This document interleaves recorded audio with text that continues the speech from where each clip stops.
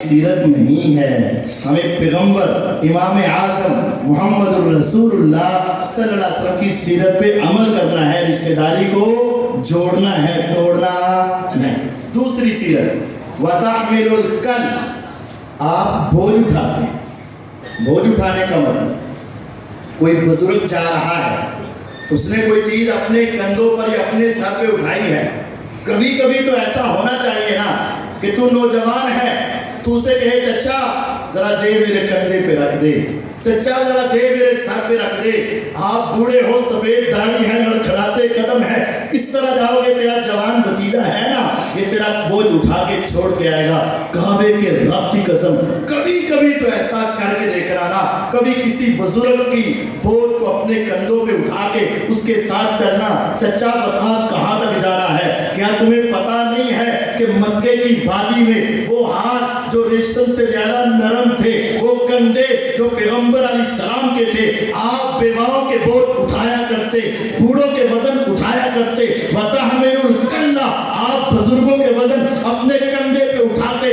آج اگر اپنے دوستوں کی محفل سے اٹھ کے ان کے بوجھ کو اٹھا کے چچا کے گھر تک چھوڑ کر کعبے کے رب کی قسم راستے کے درمیان میں اس چچا کے دل سے تیرے حق میں ایسی دعا نکلے گی جس سے تیری دنیا بھی سنور جائے گی, تیری آخرت بھی سنور جائے گی. وَتَحْمِلُ الْكَلْ, بیواؤں کا بوجھ, بزرگوں کا بوجھ, بوڑھوں کا بوجھ, عورتوں کا بوجھ اٹھا اور ان کے گھر تک چھوڑ کر آ. یہ میرے آقا کی سیرت. تیسری بات وَتَكْسِبُ الْمَعْدُومَ, میرے پیغمبر علیہ السلام بیواؤں کو کما کر دیا کرتے تھے.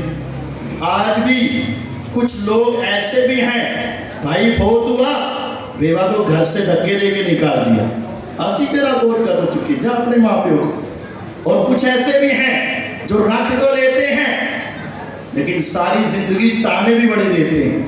رکھ تو لیتے ہیں لیکن ساری زندگی غلامی کے اندر گزارنی پڑتی ہے اسے.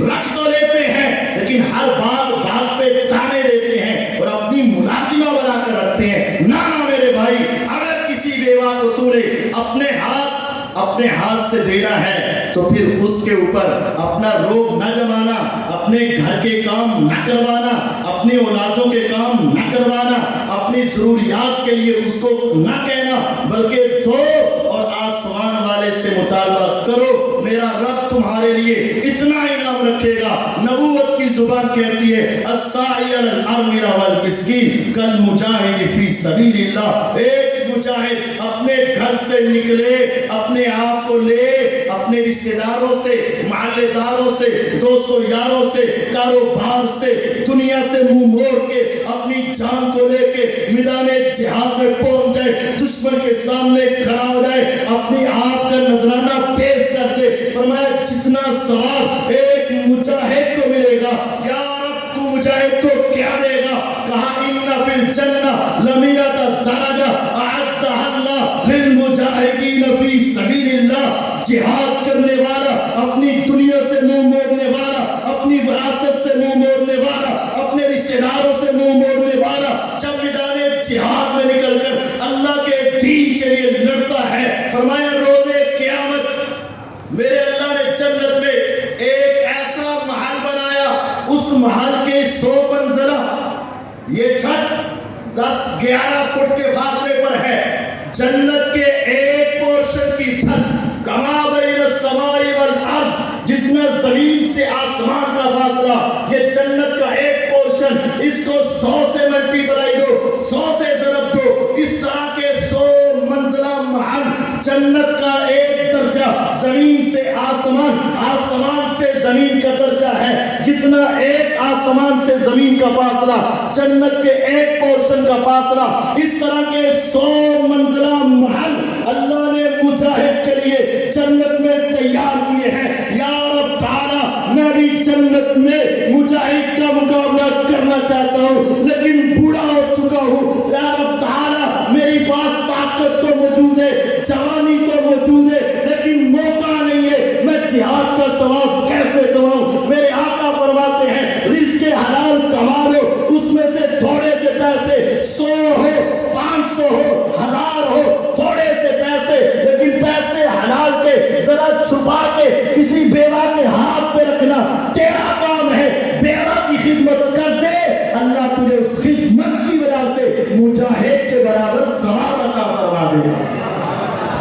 الساعی علی الارملہ والمسکین، بیواؤں کو دینے والا، مساکین کو دینے والا، کل مجاہد فی سبیل اللہ، اس کا درجہ ایسے ہے جیسے اللہ کے راستے میں جہاد کرنے والے کا ہے۔ کبھی کبھی تو ایسا ہونا تیرے علاقے میں کوئی یتیم ہو، تیرے علاقے میں کوئی مسکین ہو، تیرے علاقے میں کوئی غریب ہو، اس کو ذرا تو اپنے سینے سے لگا۔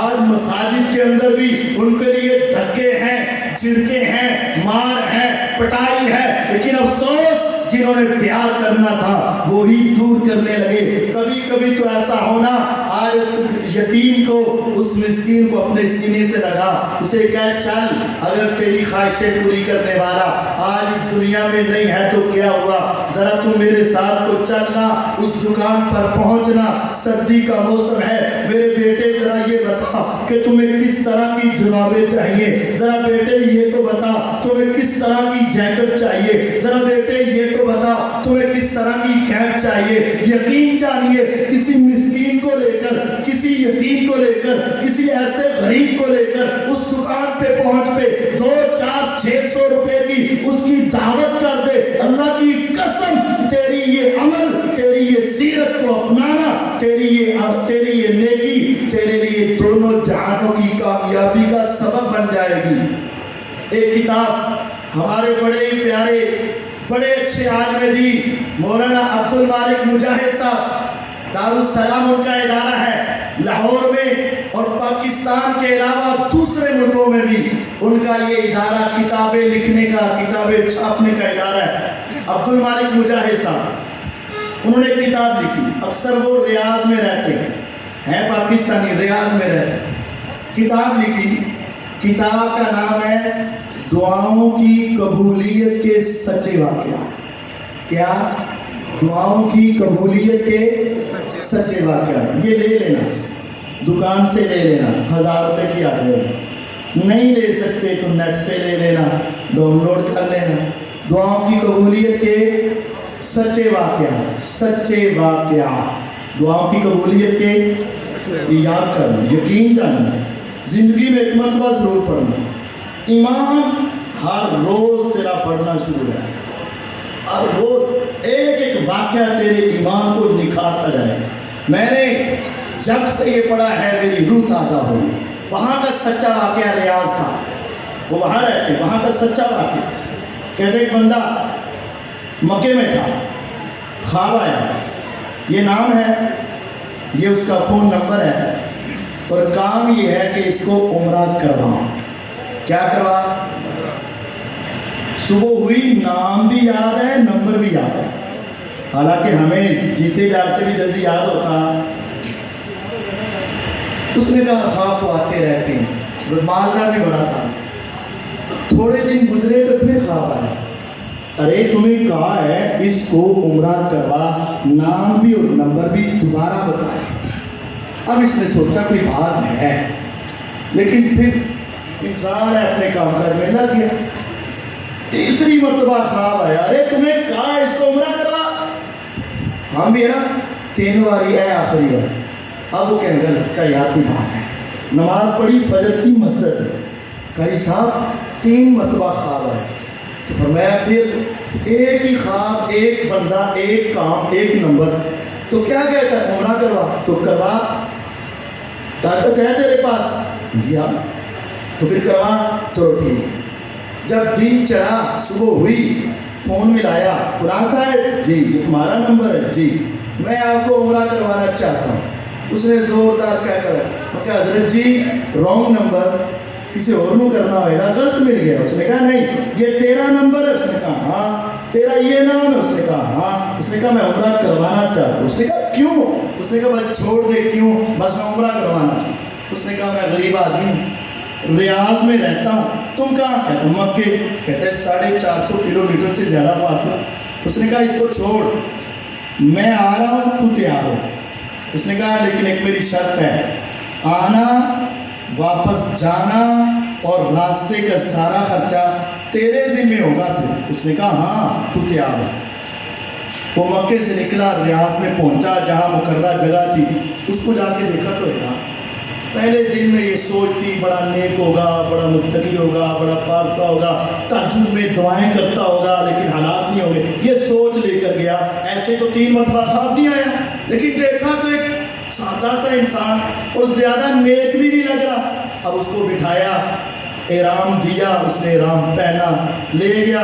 بندہ مومن جب پہلی مرتبہ بیت اللہ کا دیدار کرتا ہے، روح تڑپ جاتی ہے، آنکھیں برس جاتی ہیں، جسم پہ کب کبھی آتی ہے، مولا ہم سب کو حج بیت اللہ نصیب فرما۔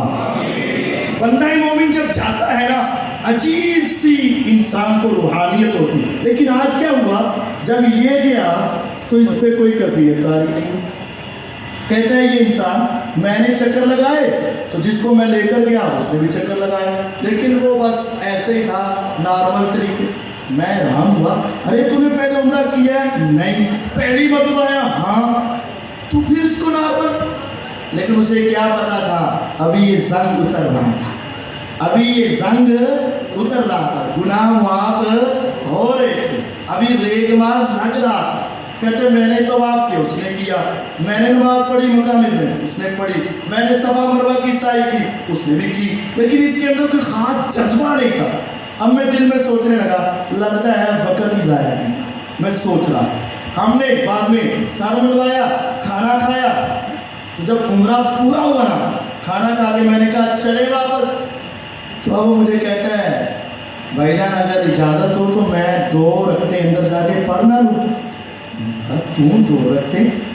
اسے کیا پتا کہ اب اس کا دل صاف ہو گیا، گناہ معاف ہو گئے، سارے دل کی میل کچیل اتر گئی، زنگ اتر گئی، ایمان بڑھنے لگا، بیت اللہ کی محبت آنے لگی، اللہ کی محبت آنے لگی، اللہ سے تعلق جڑنے لگا، ایمانی کیفیت روشن ہوئی۔ کہتے ہیں 2 رکعتیں پڑھ لوں؟ کہا چل پڑھ لے گا۔ اس نے کہا ذرا اندر جا کے پڑھ لوں؟ پڑھ۔ کہتا ذرا وہ نیچے مطاف میں اتر کے پڑھ لوں؟ بیت اللہ کے پاس لگا پڑھ۔ کہتے میں نے اسے کہا پڑھ لے، میں پیچھے ہو گیا، اس نے ایسے پڑھ لے بھی چلتے ہیں، لیکن اسے کیا پتا تھا کہ اب اس کا دل صاف، گناہ معاف، رب سے تعلق۔ اب قیام کیا تو لمبا قیام، رکوع کیا تو لمبا رکوع، سجدہ کیا تو لمبا اور لمبا اور لمبا اور لمبا۔ کہتے مجھے شک سا ہوا، میں قریب گیا، جا کے تھوڑا سا ہلا کے دیکھا تو کیا دیکھا کہ اس کی روح پرواز کر چکی۔ اب میں حیران ہوں، خدایا یہ تیرا کیا بندہ تھا، تو نے کہاں سے بلایا، کہاں پہنچایا، کیسے اس کو صاف کیا اور کیسے سر سجدے میں رکھوا کے تو نے اپنے پاس بلا لیا۔ تیرے نبی علیہ السلام نے کہا تھا جس حالت میں مرو گے اسی حالت میں اٹھو گے۔ کوئی مرتا ہے تو زبان پہ گھالیاں، کوئی مرتا ہے زبان پہ قوالیاں، کوئی مرتا ہے زبان پہ گانے، کوئی مرتا ہے زبان پہ اول فول، کوئی مرتا ہے ہاتھ میں شراب کے جام، کوئی مرتا ہے زنا خانے میں، کوئی مرتا ہے میں خانے میں، کوئی مرتا ہے روڈ ایکسیڈنٹ میں۔ میں تیری عظمت پہ قربان جاؤں، تجھے وہاں سے اٹھایا، یہاں بلایا، عمرہ کروایا، صاف کیا، سر سجدے میں رکھوا کے اپنی تعریف کروا کے تجھے اپنے پاس بلایا۔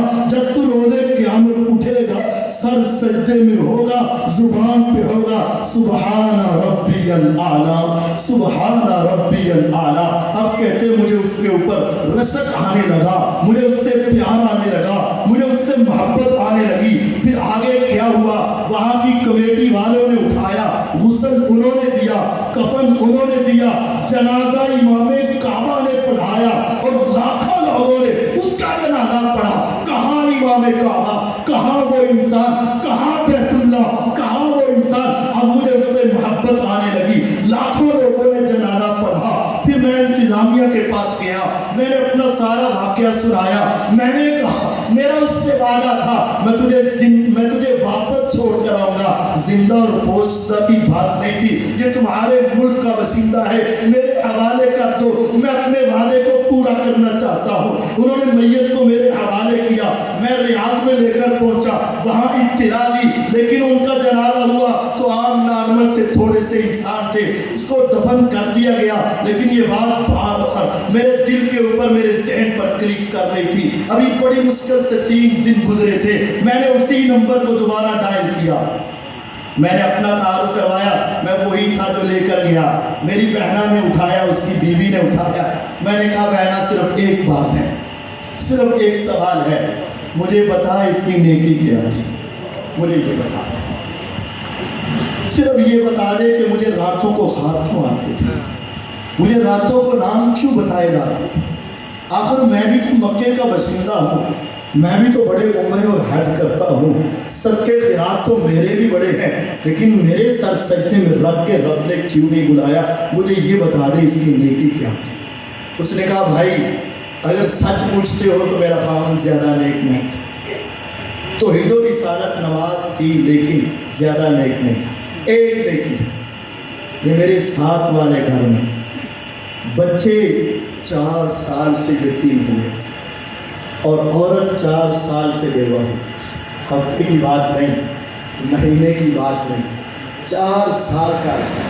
میرا خاوند زیادہ امیر نہیں تھا, لیکن یقین جانیے 4 سالوں میں میرا خاوند جب رات کو اپنے بچوں کے لیے پھل لے کر آتا تو کبھی ایک ہاتھ میں نہ لاتا, 2 ہاتھوں میں اٹھاتا. عید کا موقع آتا تو سب کے لیے جوتیاں لے کر آتا, ان کے لیے بھی کرتا, ان کے لیے. جب رات کا وقت آنے لگتا نا, شام پڑتی, تو وہ بچے دروازے کی آہٹ سننے کے لیے بےتاب ہو جاتے اور بیوہ بھی کان اپنے دروازے کی طرف لگا دیتے. اور میرا خاوند آتا, 2 شاپر ہاتھ میں پکڑے ہوتے, ایک ان کے دروازے سے لٹکاتا, ہلکا سا دروازہ کھٹکھٹاتا اور جلدی سے اندر آ جاتا. بچے دوڑتے ہوئے آتے, عورت لپکتی ہوئی آتی, اس کو اتار کے کہتی خدایا تو جانتا ہے میں اسے کچھ نہیں دے سکتی, یہ بچے اس کو کچھ نہیں دے سکتے. مالکہ تو دیکھ رہا ہے جس طرح یہ ہماری دنیا سنوار رہا ہے تو اس کی آخرت کو سنوار ہے. اور مجھے یقین ہے ان بچوں کی سسکیوں کی آواز, اس عورت کے دل سے نکلی ہوئی دعا نے میرے خاوند کی دنیا بھی سنوار لی, آخرت بھی سنوار. یہ میرے آقا کی سیرت ہے. وَتَقْسِمُ الْمَعْدُومِ, میرے آقا بیواؤں کو کما کر دیتے تھے.